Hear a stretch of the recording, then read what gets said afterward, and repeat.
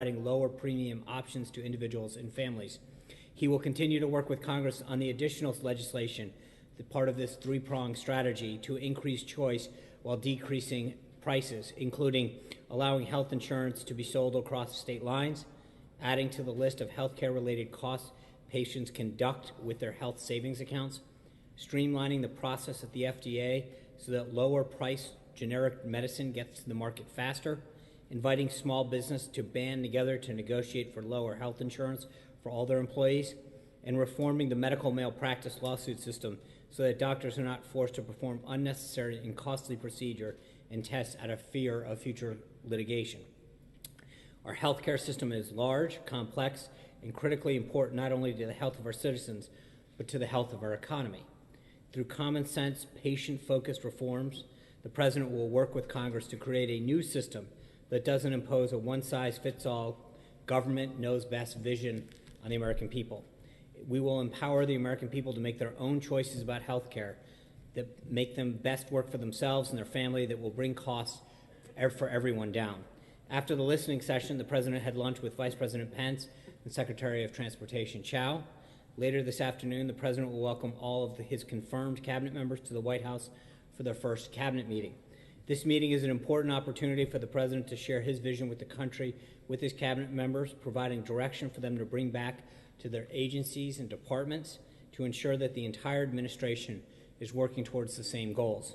Unfortunately, this afternoon, you'll see some empty chairs around the table representing the President's 4 nominees who have yet to be confirmed by the Senate: Secretary of Agriculture designee Governor Perdue, Secretary of Labor designee Alex Acosta, Director of National Intelligence designee former Senator Coates, and United States Trade Representative designee Robert Lighthizer. Senate Democrats have drawn out this entire process for way too long, and these key agencies and departments will not be represented at the President's first cabinet meeting. The President is confident that these unquestionable abilities of the confirmed cabinet members that will be in attendance, he is just as confident in the demonstrated quality of the 4 individuals who will not be able to attend. Their absence will clearly be felt as this administration comes together for the first time to receive guidance from and provide counsel to the President on these unique areas of jurisdiction. Following the cabinet meeting, the President will sign an executive order to reorganize the federal government. This order requires a thorough examination of every executive department and agency to identify where money is being wasted and how services can be improved, and whether or not the programs are truly serving the American people. This is the beginning of a long overdue reorganization of the federal government and another significant step towards the President's often stated goal of making it more efficient, effective, and accountable to the American people. This evening, the President will have dinner with Secretary of State Tillerson and National Security Advisor McMaster. Also, he hopes to see Seema Verma confirmed as the Administrator of Senators for Medicare and Medicaid Services, another unquestionably qualified nominee who's been shamelessly prevented from taking her position at a critical post. Let me just kind of touch on the week ahead. Tomorrow, based on the current forecast, we are currently in conversations and contact with officials in the Chancellor's office in Germany regarding the visit. We'll have an update regarding that visit later today. On Wednesday, the President will visit Detroit for a trip focusing on job creation and automobile manufacturing. He will meet with auto executives and workers and manufacturing suppliers, highlighting the need to eliminate burdensome regulations that needlessly hinder meaningful job growth. Also on Wednesday, the President will visit Nashville, where he will lay a wreath at President Andrew Jackson's tomb at the Hermitage. And as I told you last week, on Thursday, the President will welcome the Taoiseach of Ireland for the traditional St. Patrick's Day visit. I can also confirm that the Deputy Crown Prince of Saudi Arabia, Mohammed bin Abdulsalam, will have a meeting with the President on Thursday of this week. On Thursday. I will have further details on that visit for you soon. And on Friday, the President will travel to Mar-a-Lago for the weekend. Finally, the President is aware of the forecast for the storm that's currently threatening the Northeast. The President has been briefed by his Homeland Security Advisor and the acting FEMA Administrator on storm preparations. He has directed his Intergovernmental Affairs staff to remain in contact with governors and mayors in the path of the storm. He has directed his acting FEMA Administrator to lean forward and be prepared to help states should they require federal assistance. We urge everyone to listen to state and local leaders and public safety officials to follow their warning and closure notice. They are the best source of information during that storm. With that, I'd be glad to take your questions. John. Sean, if I could come back to the U.S. Attorney for the Southern District of New York, Preet Bharara, who was asked to resign along with 45 other U.S. attorneys. The president seemed to indicate not too long ago that he wanted Mr. Bharara to stay on in that job, that he was asked to resign like the other attorneys, and then he says he was fired on Saturday when he refused to resign. Did the president change his mind about keeping him on, or was it only supposed to be for a finite period of time? Can you just fill us in? I'm going to refer you to the there? Department of Justice on that. I mean, this is a standard operating procedure for a new administration around this time to ask for the resignation of all the U.S. attorneys. We had most of them, or a good chunk of them, had already submitted their resignation letter. This is just the final swath of individuals who had not at this time. But this is common practice of most administrations. I understand that this happened at the DOJ and the request was from the DOJ, but there seems to be a White House connection vis-a-vis the fact that the president had actually asked him to stay on, and then the president apparently called him a couple of days before he was allegedly fired. Can you tell us what that was all about? And did the president change his mind? No, the president was calling to thank him for his service. This is a standard, as I said, a standard action that takes place at most administrations. Then Attorney General Reno sent out an almost identical letter in 1993. The Bush administration sent out a similar one as well. So, I mean, this is a very common practice for all political appointees, not just in the Department of Justice, but throughout government when there's a turnover administration, to ask for all individuals to do that. Major. Sean, yesterday, John McCain said the president should either provide information about the allegation he put on Twitter a week ago Saturday about his phones being tapped at Trump Tower, or retract the statement. Today's the deadline. What's the president going to do? Well, let's be clear. The Department of Justice was asked to to send information down to Congress. It wasn't the White House that was asked to do that. Just so we're clear as far as what the request was. I understand that, and with the tweet, hold on. As Senator McCain said, Right. to clear this up. And I think if you look at the president's tweet, he said very clearly, quote, wiretapping, in quotes. There's been substantial discussion in several reports. The Brett Baer from Fox, from John's, on March 3rd, talked about evidence of wiretapping. There's been reports in the New York Times and the BBC and other outlets about other aspects of surveillance that have occurred. The president was very clear in his tweet that it was, wiretapping. That spans a whole host of surveillance types of options. The House and the Senate intelligence committees will now look into that and provide a report back.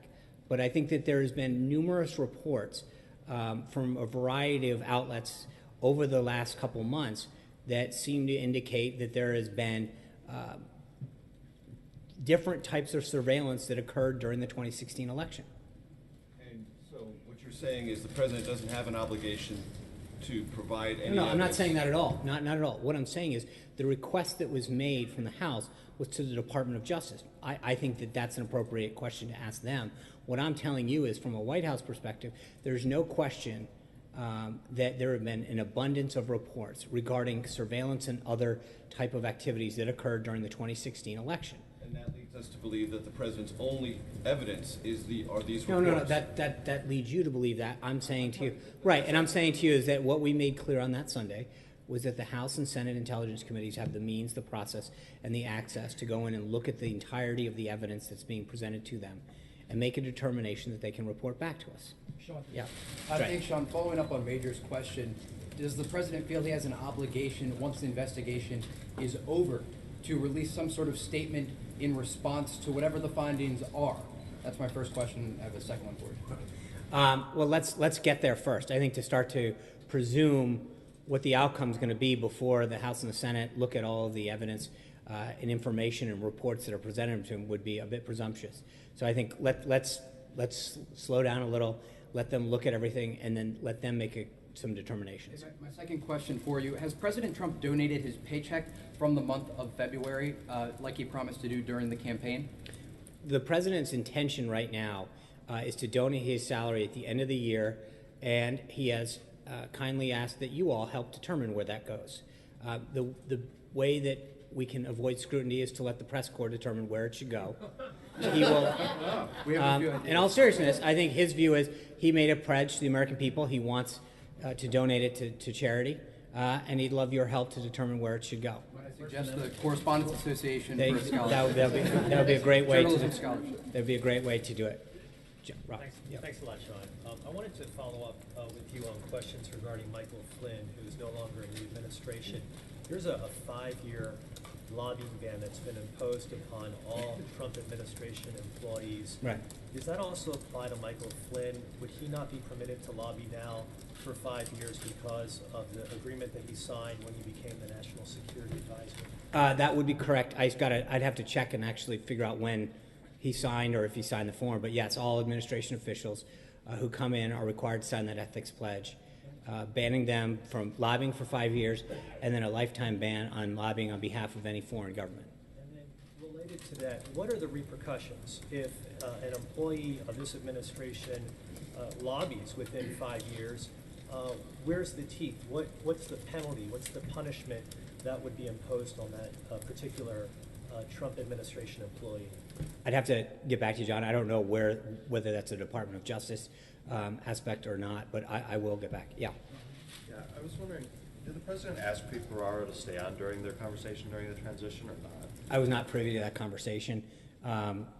Again, I'm not really sure how it's relevant. At the end of the day, the Department of Justice asked all remaining 46 that at this time that they asked for all of them to submit their letters of resignation based on the same kind of precedent that was set during both the Clinton and then the Bush administrations in terms of the timeline and the format. Jessica.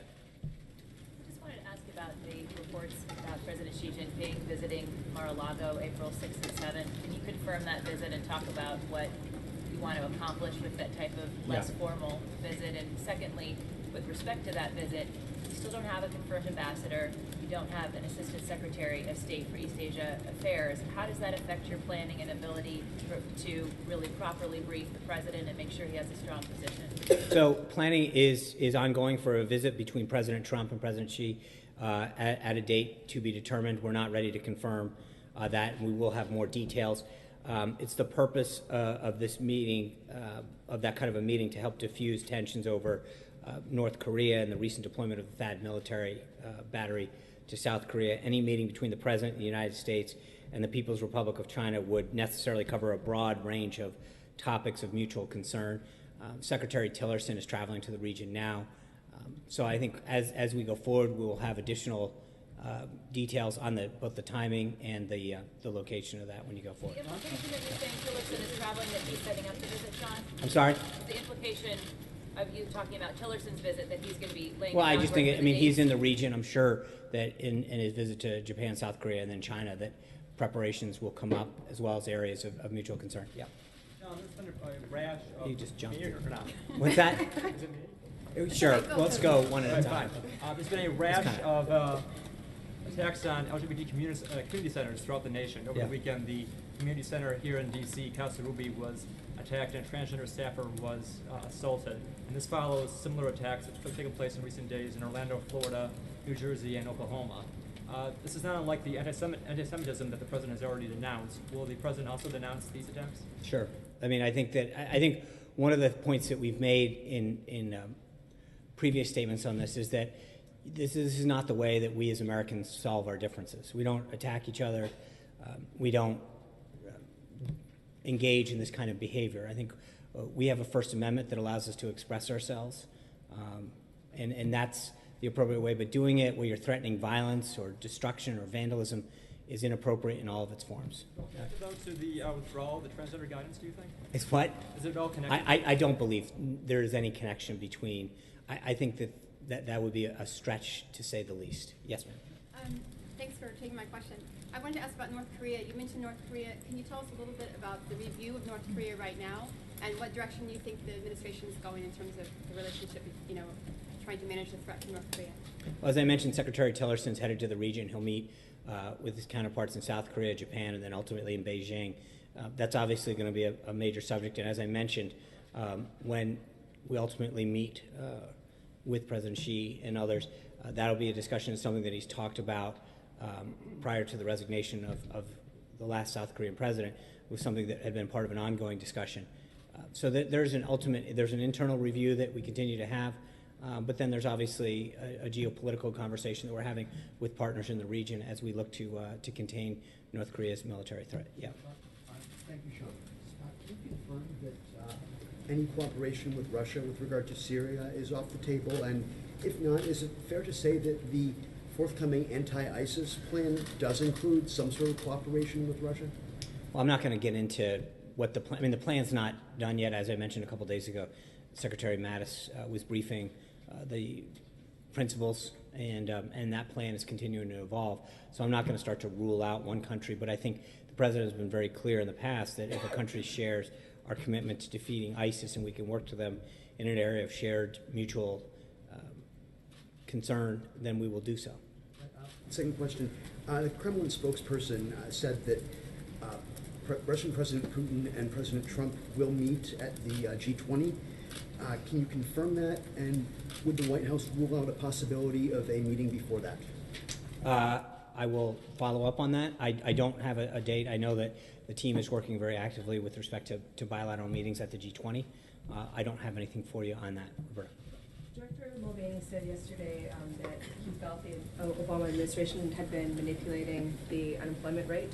I'm wondering if that's a view that the president shares, and what evidence is there of that? Yeah, I think he was clearly referring to Obamacare with the number of people, but I would refer you back to him and his comments with respect to how he characterized that. I think he can discuss the precise nature of what he meant on that. Does the president feel that the Obama administration had been manipulating? I think you know what the president's view is. He's made very clear in the past what his comments were on how those numbers were articulated in the past. And I think there's a question between the total number of people that are employed. And the president's comments in the past have reflected that his big concern was getting to the bottom of how many people are working in this country, and that the denominator, meaning that the percentage rate of the total number of people, is not the most accurate reflection of how many people are employed in this country. How many jobs we're creating, how many people are getting back to work, how many companies are committing to hiring more people is a much more accurate assessment of where we're headed as a country, where our employment is, where our economy is headed. But to look at a number and say we have 4.7 or 4.8 or 5.9% unemployment is not necessarily an accurate reflection of how many people are actually working, seeking work, or want to work. And if you know how they conduct those surveys, there's a lot of times when people, whether they're older or younger, or because of how long they've been searching for work, are not considered statistically viable anymore, and they're washed away. So I think how you look at the percentage of people working can sometimes be a manipulated number. The number of people that are added to the rolls every month, is a much more accurate understanding of what's happening in the economy. Cecilia. I just want to clarify your answer to Major's question. So will the DOJ and or the administration comply with the deadline to supply information Well, today? remember, it's the DOJ. I mean, again, it's not the request was made of the DOJ, and so it's the proper venue to ask that question of is the Department of Justice. But surely the White House knows whether We there can't. is or is not. No, evidence. you can't, because it's interesting. In the past, whenever we've had these conversations with another agency, the accusation from the press corps is that we're interfering in something. So you can't have it both ways. You can't say that we're interfering with someone when we talk to them. When we don't talk to them, it's surely you must know. So in this Major, hold on, hey, Major, Cecilia's asking a question. So please, I understand that. I saw the TikTok. I understand it. That doesn't mean you get to jump in. Cecilia. To follow up on Major's point, though, this is a tweet from the president. Doesn't the president have an obligation? And he to does, and I prove think that the we've made it make very the evidence clear? right, When- and we've made it very clear that we expect the House and the Senate Intelligence Committees to do their job. I think there's a preponderance of reports that continues to come out about surveillance and actions that occurred during the 2016 election. Once they come up with their report, and it was asked earlier today, I think we can talk about the conclusions of that report. But at this time, you can't say that we're going to shift it off to the House and the Senate and then comment every day. That was the entire goal of asking them to look into this further. But will the DOJ comply with this deadline today? I understand. My understanding is that they will, but again, I would ask them what their intention is, and I believe there are certain things that they can and can't do in terms of classification and stuff. But I would leave it up to the Department of Justice to answer for the Department of Justice. Caitlin. How is the press making Obamacare look good? Well, I think when you see some of these comparisons that occur and they talk about who's going to win and who's going to lose, it misses a lot of the competition that's going to take place. It doesn't talk about the increased choice. I mean, right now, As the president has noted, as Secretary Price has noted, in a third of all counties in 5 states, you have one choice. Those analysis that are very trying to look at how much you'll pay and how much you won't, don't take into consideration the competition that's going to occur, the choice that's going to occur. I mean, right now you have one choice in a lot of places. You have no decision about how much you're going to pay and what you're going to get. Choice allows you to determine what scale of health care you need, what kind of package is good for you, your family, or for your business. And when you look at a lot of these analysis, when you open up various major papers, they make it seem so simple. It's what are you going to get, how much are you going to get paid for in this plan, how much are you going to get paid for under the current plan. It misses an entirety of the whole process, which is that you don't have competition, number one. Number two, and the bigger point that I think the president and a lot of others are getting to, is that the system is failing on its own. It makes it seem like it's all rainbows and puppies. At the end of the day, if you have a card and you're getting a subsidy but you're not getting care, you have nothing. And so walking into a doctor's office where you can hand them a card and say, hey, I've got a $5,000 tax subsidy, if that doctor doesn't take the care or the deductible's so high, then you really don't have anything. And so to do an apples and apples comparison is hardly an accurate analysis of what the current situation is. Zeke. Just going back to the counter ISIS plan you mentioned earlier, that the plan isn't done yet. The president during the campaign said multiple times that within 30 days he wanted that plan presented to him. Obviously, it's undergoing comments at the National Security Council principals level. But is the president upset that he hasn't received it yet, and does that point to a difference between campaigning and governing, that things take longer than? No, I think that there's a difference. The plan has been received, right? The issue, as you correctly point out in your question, is that now there becomes an aspect of the principals all discussing different priorities, different staffing levels, different funding levels. But the plan is here, as we noted a few weeks ago. It's being reviewed, and there's providing input from different members of the principals and different members of this national security apparatus to make sure that the plan continues to evolve and is able to attack ISIS in a way that... When is it actually going to take effect? Well, I mean, some pieces of it are, in the sense of he has talked to commanders on the ground. We've noted before some of the military action that's taken, some of the authority that's been given to some of the commanders on the ground. That is actually taking the fight to ISIS on a daily basis. I think the more holistic approach that he asked for will continue to evolve through the national security process. But make no mistake, we're on it right now. Sharon. Thanks, Sean. On the executive order this afternoon, do you have a numeric goal for either reducing the size of government or saving a certain amount of money through the review of agencies? I don't know that Director Mulvaney has a target per se. I think that's part of the issue, is that you go through each one of these and you evaluate them on the merit of what they do or don't do, or whether or not they become bloated or duplicative, or frankly just outdated. Or in need of technological advances. But there is a lot of, there's no set number that we're driving down to as we review government. Sometimes you just walk into an agency and you realize that agency's mission is no longer relevant, or that it's duplicative in 3 other agencies, or that there are too many people performing a function that no longer exists for a variety of reasons. But that's why the mission is critical, that Director Mulvaney was given the mandate to go out and get all of these different agencies and departments to review themselves and to provide feedback for him as to where we could go. Gabby. Thanks, Sean. You had said previously that the Republican healthcare plan wouldn't be a one-size-fits-all approach, but the current plan preserves Obamacare's health benefits requirements, which literally defines insurance at the federal level. So how do you reconcile those two things? I mean, what's missing right now is choice. That's the number one issue. We tried to solve a problem, when I say we, the government, with respect to Obamacare back in 2008, 2009. And the issue was that in order to solve a problem for several million people being without health care insurance, we upended the system for everybody. So if you had employer-based health care, if you had TRICARE, Medicare, Medicaid, and it was exactly the opposite approach. We went in to solve a problem that a small fraction of Americans had. We upended the entire system, forcing premiums to go up and choice to go down for everybody. And I think that when you can institute choice and competition back in the system, that's something that's going to benefit everybody. And that's exactly the opposite of what's happening. Would phase 2 or 3 of this eliminate those requirements? I think phase 2, the administrative phase, will look at a lot of those requirements, and then phase 3, and again, they're not necessarily they can run concurrently, and I think the House is looking at starting a lot of that legislation. And so, and Dr. Price is already starting to look through a lot of that administration, a lot of administrative aspect of it as well at HHS, and figure out how do we start to achieve some of this, to unravel some of these pieces that are there, but instilling choice and competition, allowing people to buy their insurance over state lines, allowing small businesses to pool, allowing the expansion of health savings accounts, are all of those kind of factors that are going to drive down cost, but also having the insurance companies be able to offer additional choices and options for people is in itself going to be a huge bonus. Charlie.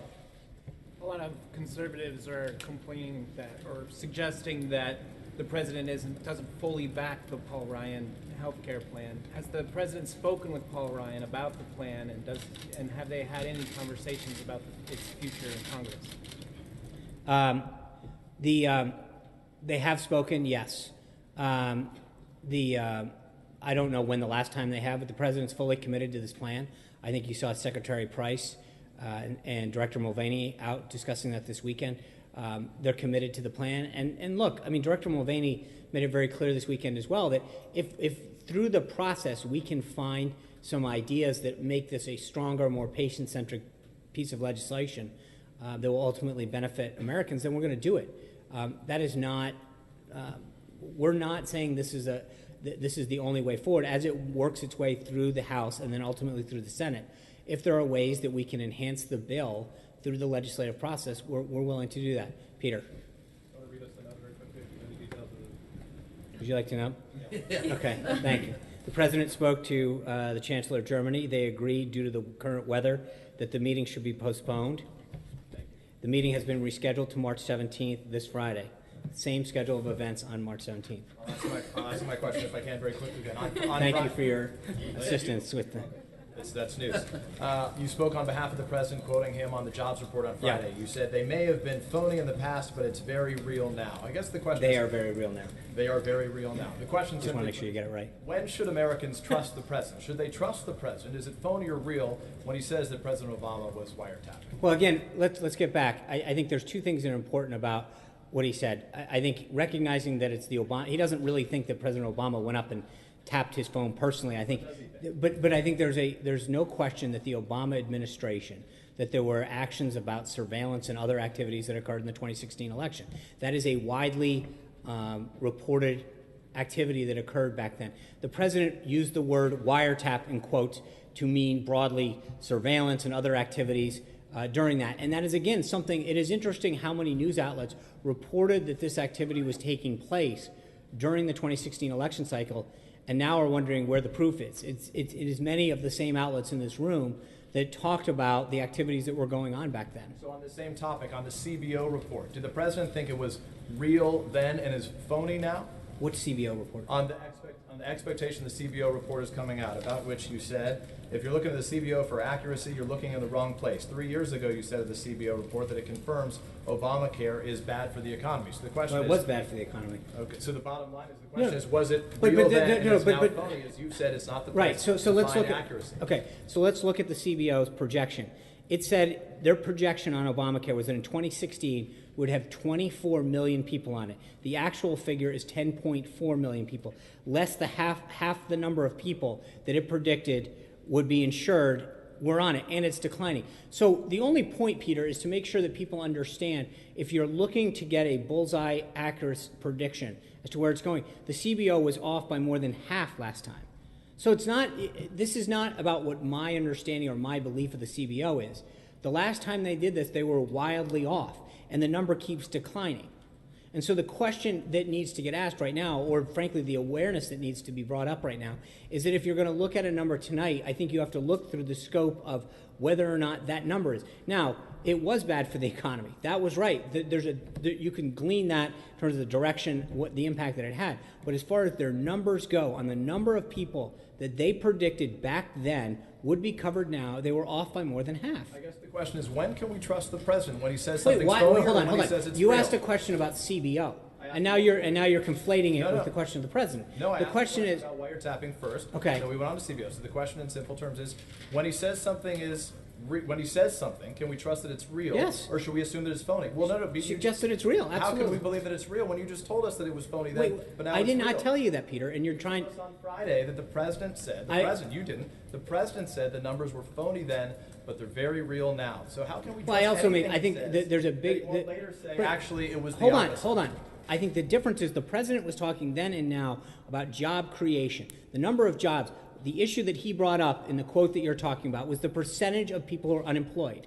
And there is no question that no matter how you look at this, whether you talk about 4.7 or 4.8 or whatever the number is, that number fluctuates by how people calculate who's in the workforce. Okay, Peter, let me answer the question. You're not. Let me answer it. The bottom line is the percentage of people who are unemployed varies widely by who you're asking and the way you do the analysis of who's actually in the workforce. The number of people who are working and receiving a paycheck is a number that we can look at. Secondly, when you're asking about the validity of the CBO report, again, I refer you to the CBO itself. The number that they issued that would be insured in 2016 was 26 million people. The actual number is 24 million. The actual number is 10.4. That's not a question of our credibility. It's a question of theirs. Do you have anything more? The bottom line is, the question that you still have not answered is, I have answered it. can you say affirmatively that whenever the president says something, we can trust it to be real? If he's not joking, of course. I mean, but in that case, hold on. But no, you're asking, hold on. Start over again with joking. Okay, no. But your point is, if he's, every time that he speaks authoritatively, he's speaking as president of the United States. Like it's more than 3 million Americans voted illegally. Yes, and he still believes that. Was he joking, or does he believe it? He does believe it. Thank you, Julie. I have a healthcare question, but first, can we just get an answer one way or the other about whether the president directed the Department of Justice to respond to this? No, he did not. So, does he plan to? To answer the question. Okay, so on healthcare, Secretary Price said on Sunday that nobody will be worse off financially and more people will be covered than are currently with the plan that you guys are pushing. Paul Ryan acknowledged that people are going to lose coverage. So what is the goal here? You just said you're open to modifications to the plan if you find that there's a better way to do it. Is the goal that people not lose coverage, or is the goal that... Well, again, but there's a false argument there, which is that they have coverage. People have cards. They've been told they have things, but they can't. They keep walking in. The president met with 9 individuals this morning that you're told they're going to get coverage for something. They are told that they're going to have all of these subsidies. They walk in and they don't get covered. They don't have the care that they need. There's a difference between walking around with someone and saying, hey, I've got a card, than I have care. And that's a big, big difference. Right now, when you have a third of the counties in this country that have one choice and going down, and number of insurers leaving markets, then the system is collapsing. So the question that has to be to everybody who's not with us on this is, what is your alternative? Because right now, the current system of Obamacare is failing every American who has Obamacare. And frankly, for those who don't have Obamacare, for those who have employer-based insurance, for those who have TRICARE, Medicare, it's driving up the costs. And in the cases, especially for those who have Medicaid, Medicare, or TRICARE, they're going into doctors' offices more and more who are telling them, we don't accept that. About quality and about cost. I'm asking about coverage. But that's the point, is that you're missing the point. If you keep talking about coverage, care is what matters. If you can't walk in and get seen, if you can't get a doctor to see you, then you don't have coverage. I mean, that's what this is all about. Being told you have coverage, but you can't go see a doctor or you can't afford to see a doctor is not coverage. John Gizzi. Thank you, Sean. I have 2 questions. First, Democratic leader Pelosi said on Friday that every single Democrat would vote against the American Health Care Plan, the plan backed by Republican members of Congress and the administration. The Freedom Caucus in the House has come out for Senator Paul's plan. When one simply does the arithmetic of Democratic members and Freedom Caucus members, that's a majority against the plan. How does the administration plan to overcome the arithmetic? Well, we're going to continue to work with members of the House and then eventually the Senate. I feel very good as the President continues to engage with members that we will have the votes necessary. I think Speaker Ryan agrees with that as well. We're going to have the votes, the single pass, and we'll move on to the Senate. The other question is this. In recent weeks, there's been considerable attention on the upcoming elections in the Netherlands on Wednesday and in France in a few weeks. Candidate Geert Wilders of the Netherlands was here for the CPAC conference. as representatives of Marine Le Pen of France were here, many analogies were made between these candidates and President Trump, and they offered words of praise for him or did so through their representatives. Is he aware of these candidates in Europe who invoke his name and image? And if so, what does he think of these would-be Trumps and Trumpettes? I don't know the answer to that. I think most of these will allow sovereign nations to have their own elections without interference from us. Alexis. Sean, can I follow up on Sure. Peter and Julie's questions? Two issues again. Whether the president and Director Mulvaney put a lot of faith in the Congressional Budget Office, members of the Senate will when they get, if they get, legislation from the House. So my question is, what does the president and the administration intend to do to establish to senators' satisfaction that the numbers coming out of the Congressional Budget Office, which the president will question, are not substantial and can be countered by other information? In other words, is OMB doing its own score? Is the president relying on a think tank to counter the messaging? Because senators are already indicating that they will put weight in the CBS score. And again, I think this is part of an ongoing discussion with members as far as philosophical, what do they believe in a lot of these aspects. Is this plan in keeping with what they have supported in the past? Obviously, they're going to look at the score. I get it. That's part of it. And there are pieces of it that they may, historically have more weight in than others. But I think this is going to be, as I mentioned to John, I mean, it's an ongoing conversation with members of the House and ultimately the Senate with respect to whatever comes out. But in the same way that members relied on the score last time, they were way off. And I think that we have to remind them that, if this is what you're basing your vote on, you have to look at, the historical context in which that information was provided. I think that's an important, aspect to how they do it. But I think there's going to be a ton of factors that people rely on as they do this. Yeah. Can I follow? Yeah, I have of course. one follow-up. I may be confused about the wiretapping, your answers in terms of the president's response. The president was the one who tweeted this, right, and said that he had learned something. So can you just establish for me, because I'm confused, the president did discuss what it is that he had in mind when he tweeted with the Department of Justice before the department responded? I'm not going to get into what the president knew or didn't know prior to it. I think we've already commented on this multiple times. How would the Department of Justice have any idea? I don't know. This was a request made of the House Intelligence Committee, not to us. So I don't want to get into starting to parse what we knew or what we didn't. That request did not come to us. It went to the Department of Justice. Yeah. Thanks, Sean. Congressman Steve King has catching some flack for a tweet, but saying that we can't restore civilization with somebody else's babies. Does the White House have any reactions? I will definitely touch base with the president on that and get back to you on that. Hallie. Sean, two for you. I just want to go back to something you just said a minute ago that what the president meant when he tweeted about the wiretapping was, and you sort of explained it. But you've also stood at that podium and said the tweet speaks for itself. When do you decide when a president's tweets, when his words are open to interpretation, and when those words stand on their own? I'm sorry, can you further explain what you're at? I mean, his tweets do speak for themselves. So, okay, but you just sort of interpreted it for Peter, saying, well, he didn't mean that President Obama No, had that- it when he that's said not what I wiretapping, said. he No, meant- actually- You said when he meant wiretapping, Right. he said it, he meant surveillance. No, monitoring. because That's he not what literally said. had it in quotes. So you're interpreting the tweet for us, it sounds like. No, in some cases I'll ask him what did the quotes mean, and he'll say, I did. What did he say? He said they were in quotes. It was referring to surveillance overall. It's something that had been referred to in other reports.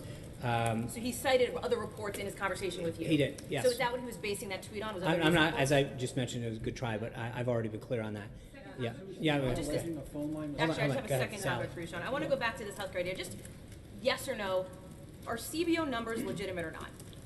That's not my determination to make. I'm telling, as I mentioned, it Those depends. numbers are legitimate. Hallie, it depends. There are a lot of things that hold on, Hallie, you guys have like an NBC thing. Let me answer the question. I think when you look at whatever that number is, whether it's budget or projections or whatever, I think there's a track record that goes along a lot of times with whether or not the projections in certain areas, whether it's unemployment, budgetary numbers, whatever, are what the track record is. All I'm suggesting to you is very clearly that the numbers that they did the last time they did healthcare were off by more than 50% when it came to the number of people insured. That's not my interpretation. That's a fact. And I think it's important for people to understand the differences. Amen. Ferrara, I guess there are two possibilities here. One is that the president made a commitment to keep him on back in November, and the other one is that he didn't. Preet Bharara came down to the lobby of Trump Tower and said that the president had made that commitment. Did the president, in fact, make that commitment to Preet Bharara? I don't think it really matters. At the end of the day, the Attorney General followed the practice that existed for the last several administrations and asked every Attorney General from the last administration to submit their resignation. So, I mean, it is... Investigations, and it also matters in the sense that the president made a commitment. If he made a commitment, why did he change his mind? Why did he go back on that? Well, again, as I mentioned earlier, he called him to thank him for his service last week. He followed in the past practice of last several administrations and asked everybody to step down, and I think that's the appropriate thing. Yeah. Sean, but what Sorry. changed between November and now? Jeff, I'd called on someone. Thank you. Sean, thank you. Ronica Cleary from Fox 5. Thank you. I have two questions. The first, I think especially in light of what has happened in the room here today, the president tweeted this morning that much of the media is being rude and that we should be nice. So Well, my that's nice. question is it our job to be nice, and do you think we're nice? Well, thank you, Veronica. I will just leave it at this. I think that I've been asked for my personal opinion several times. That's not my job. I don't get up here to speak for myself. I speak for the president. I think that he has been very clear that he doesn't believe some of the behavior and the reporting has been appropriate. And as to Hallie's point, I will let the tweet speak for itself. Veronica, number two. Second question. But this is about you. The interaction you had at the Apple store this weekend. What would be, I guess, your message to individuals who want to maybe, I see that woman was, you could argue, very aggressive. If somebody doesn't want to be aggressive and has a question for you, what would be your kind of message to a regular citizen that has an issue? Ask it. I interact with individuals all day long. 99% of them are pleasant, even with people who may not agree with our philosophy, our programs, or whatever. But it's a free country, and the beauty of it is that people can act how they want, no matter how that's interpreted, and as long as they stay on the right side of the First Amendment, we're good. Francesca. Thank you, Sean. You said that when the president said wiretapping in that tweet, he meant a whole host of surveillance types. So that we can be crystal clear, what surveillance types was he referring to then? What would you consider part of that range? Well, I mean, I think there's a whole host of tactics that can be used to monitor somebody, either through wiretap or other ways in which you can surveil somebody. We took that to mean monitoring his calls specifically. What else would you include? I think there's a whole host of things that fall into that category. So I'm not sure how you took it, but I think there is a wide range of ways in which somebody can be monitored or followed up on. And I think that if you contacted, one of the law enforcement agencies, they will provide you with a whole host of ways. Thank you all. Be safe tomorrow with the snow. Thank you very much. Take care. Stay safe.